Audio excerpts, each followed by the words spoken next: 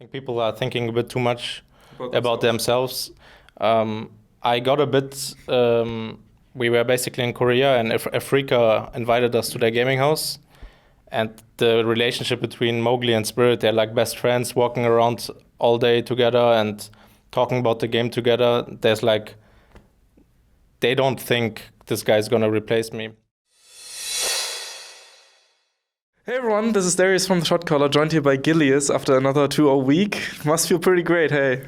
It feels really good, yeah. After last week, this is really what we needed. So what kind of went wrong in last week? Because you finished the first week 2-0, you finished this week 2-0. Last week you went 0-2, so clearly there must have been some changes or some difficult things. I think against Rocket, we felt really confident coming into last week. I think we played a pretty good game, except the early game when Memento was 6-0. I mean, mid and late game, we were kind of dominating the map, getting a lot of nashes and stuff. But I think our drafts were not like perfect. There was some stuff we needed to adapt for this week. And I think coming to this week, we just have a better meta read, and that's the difference, I would say. Okay, fair enough. Now, you put out a tweet against Amazing. We're not going to go into detail about that one, but I have to confront you with beef from a different player, because Wunder literally just tweeted out saying Gilius went from calling himself the best EU jungler to the best German jungler. Oh, how the mighty have fallen. I actually didn't see that. Any response to that? This guy. Wunder is he's a pretty annoying guy. I mean, he has tweeted something last week already. When I said match of the week should be Fnatic versus us, and they stomped us. Yeah, I don't know. I'm not using that much Twitter right now. I can't really see his tweets, so. But yeah, that's an annoying one. Yeah. His tweet game is pretty cheeky, I would say, for sure. Wonder is he knows where the weak spots are. You know, he's pretty toxic. So next week you essentially have a week off due to Rift Rivals. Yeah. Unfortunately, of course, given that it ended up being one game where you could have gone to LA. That said, though, how are you going to spend that week? I mean, I'm a bit sad about not going there, but I'm also a bit happy. I think the teams that go there, they will have massive jet lag coming back to EU, and the season is just gonna continue. So I'm a bit happy that we can just take a little break, just chill a bit, learn some new champs. We have a bit of more time now.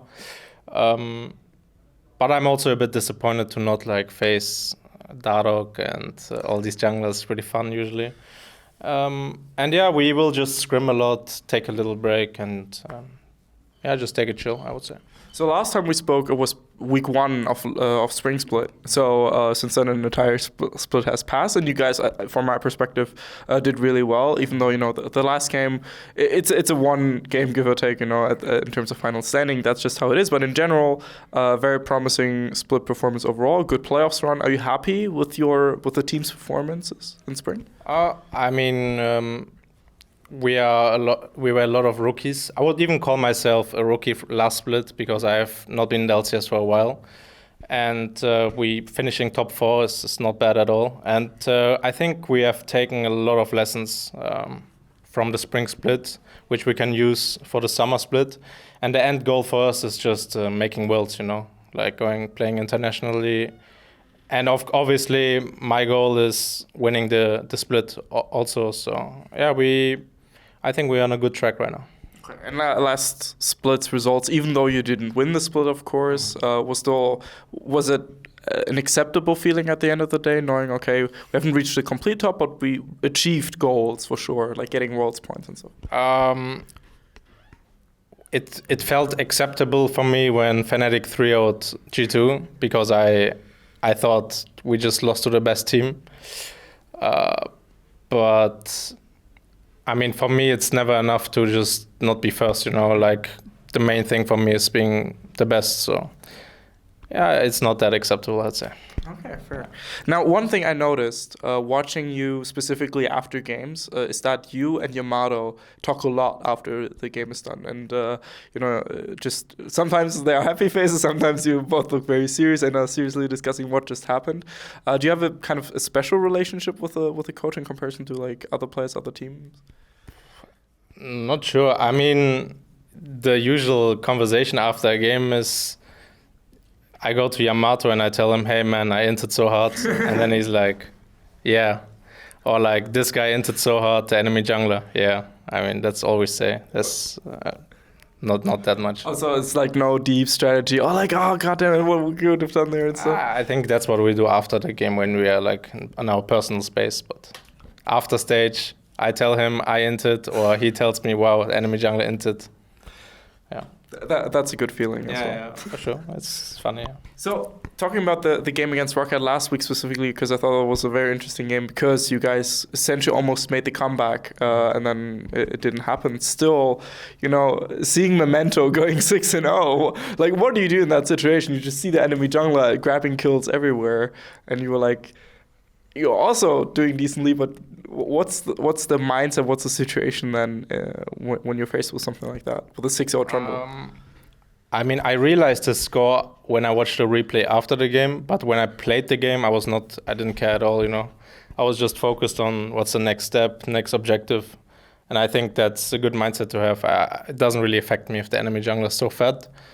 But overall, I would give some props to Memento for his performance so far. The split, he's hard carrying his team. He's playing really, really well. Many analysts and casters agree with you. I even put out a tweet saying, when Rocket plays NA, please don't watch Memento, because I'm worried that he'll get picked up. I mean, could happen, NA doesn't have that many junglers as well, It's like, there's Dardock and then Xmithy and then... But the import slots are... Yeah. There's not many, Yeah, that's true. Yeah. When you have to deal with NA talent, it's kind of like... I mean, every mid laner is European, no? Yeah. Like, who do they have? Pobelta? They have now Golden Glue. Okay, but that's just like right now. Yeah. I don't think for long. Yeah. Jensen is gonna play again, but probably in the bot lane. So like Sneaky is still on the bench or on the academy team. What the fuck? Okay, they're doing the Bwipo. Essentially, okay. It's interesting. I mean, I can totally see that working out because Golden Glue actually performed decently well, and Jensen is of course Jensen, and if that's the situation. Like Smoothie is back on the team, but Yeah, I couldn't really. I mean, I really like Zazel. I think he's really good, but I always thought that Smoothie is so essential for the team. Like I watched a lot of Cloud9 content, and they show the voice comms, and this guy is like, he's the primary shot. They're talking about everything, so I was surprised to see him benched. Yeah. What do you make of, like, as a player, what do you make of a situation like watching Cloud9? Because, Sneaky, the guy who has always played for Cloud9, all of a sudden get benched. Even, like, in Europe, we have a situation with, like, Reckless not playing and stuff. Is it a weird feeling? And do other players are like, oh, my God, what's going on? Am I going to get benched and stuff? I mean, I would not want to be in that situation, but it's interesting. Like, the meta shift has not only like forced everyone to practice much harder, but also is making people get benched, because they can't adapt that fast. But I don't know. I think this is the new era, Like from now on, people will aim to get bigger rosters, more substitute players, and if someone is adapting slowly, you bench him till he's back on the meta, So I think it's a right step into the right direction for sure. One of the reasons I personally always rated you as a player is in that context your attitude, because you always then put out tweets saying like just adapt, that's your job essentially. Yeah, I mean, I don't know. People sometimes forget that what kind of luxury they have with this job. Other people have to. I mean, I'm not saying it's bad to go to the university and stuff or going to school, but we're getting paid a lot of money to play video games. And you're mad because the game's getting changed. Like, come on, man, just practice a bit and it's fine.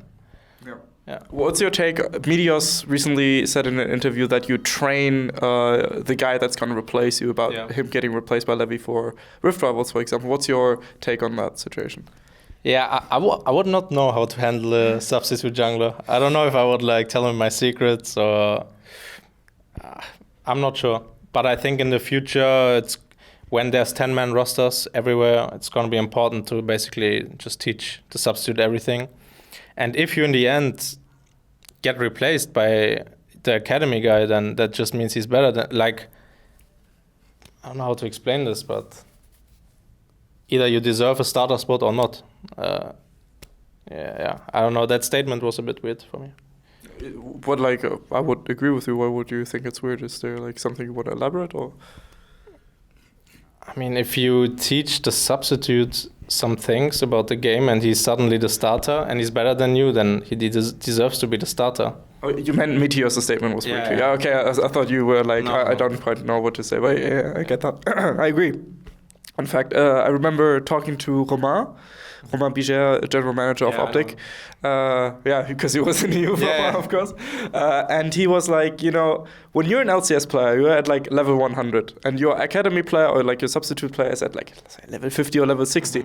And then even when you teach him, you always feed him like 1 or 2 levels, but technically he should, you know, take a lot of time to actually catch up to you. And when you're, you know, a professional LCS player, it shouldn't worry you. So you shouldn't have this kind of attitude. I mean, I think generally we should all just focus on making our region better. Like, I think people are thinking a bit too much about themselves. I got a bit. We were basically in Korea, and Africa invited us to their gaming house. And the relationship between Mowgli and Spirit, they're like best friends, walking around all day together and talking about the game together. There's like, they don't think this guy's gonna replace me. When Spirit tells me this Mowgli is better on these champs, I'm better on these champs, we just share time. I mean, I think that mindset is not good. Like, you should try to teach your teammates the most you can, and if in the end he plays, then it's beneficial for the team, right? If he's better than you. And yeah, we should just focus on making the region better. Yeah. Very excited about Rift Rivals in that area. It's kind of weird. So when I watched, for example, Doublelift and Reckless did a duo interview with Travis during MSI, and during it, Reckless said that from his perspective, Rift Rivals is kind of like vacation time and stuff. Yeah, kind of, yeah. I mean, you get to go to LA, that's pretty nice, and go to a different country. But for me, from someone who has also played competitive sports before, not on the highest level, of course, but still, like, I can play against my grandma and I want to win. So it's like, it's a bit weird to hear that. What's your take on this? I mean, I can see where he's coming from, because the main goal is always Worlds and winning the split. And if Rift Rivals takes it away from you, like making you jet lagged, then I don't think it's good. But I mean, it's nice for the viewers. I just think Riot Games should add a bit more prize money to that tournament, and then I think most players will be more attracted to that. Okay. Very interesting. I didn't even realize that like prize money was actually that much of a big factor, because in comparison to other esports, you know, the Dota prize money is huge, of course, and it's like a huge portion of your income theoretically. But in League, it feels like, okay, you get a very high salary compared to other esports, and then the prize money is relatively low, so it doesn't really matter all that much. But I mean, if people say that Rift Rivals is useless, then I don't think if there's prize money, they would think that way, you know? Yeah, that's true, actually. Anything you want to say to the Vitality fan? Thanks for supporting us. We will try our best to make it to Worlds, and yeah, we will bring some action into the EU LCS. You already have, so I'm very excited to continue watching Vitality. Best of luck to you. Thank you very much. This was Gilius and Darius from the Shotcaller. Hope you had a good day. See you then. Hey everyone, this is Darius from the Shotcaller, and I hope you just enjoyed that video. This is a generic end card, of course, so make sure to click here for a different interview, or here for a different interview, or about here to subscribe to the Shotcaller. We very much appreciate your support, and see you guys next time. Bye bye.